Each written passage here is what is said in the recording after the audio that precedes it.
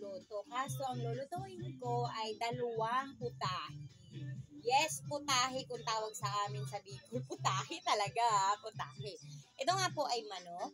Ito po yung manok na aking lulutuin. At ito yung mga ricado.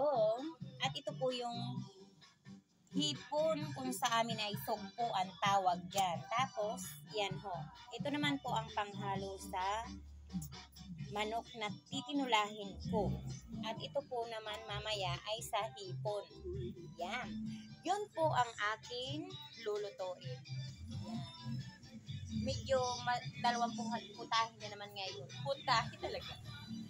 Yes. At ako naman po ay nagpapakulo na ng tubig. Yan. Ito po yung tubig na meron ng sibuyas at tanlad. Yun naman po ay sa titinulahin kong manok.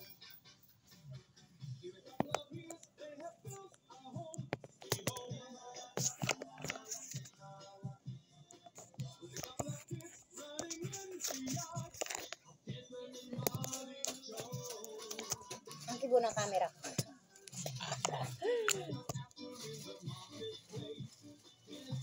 Kaya ako dito makakaya. Kanyang katabang ko sila ng taba.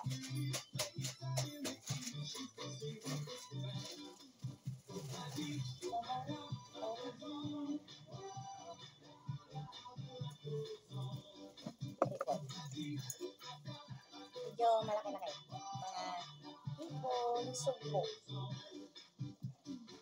Yan ang aking asingan lulutuin. At yun naman po ang aking titinulahin. Manok.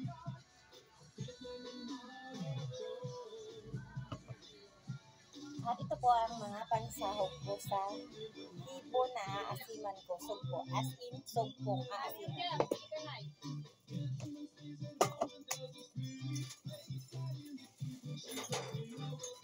At dito sa dito, tinulahin ko.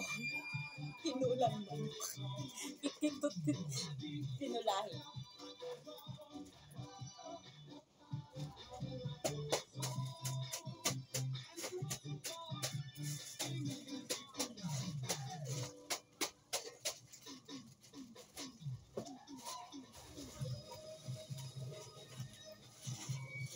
Alas na lang.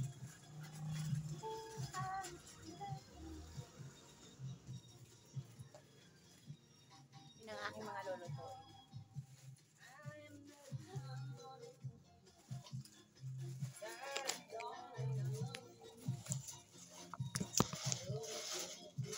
Sobrang taba ko.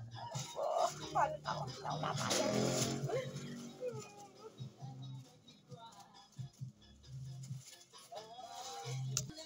Yun lang nga po ang aking konting video. Thank you. Ingat tayong lahat.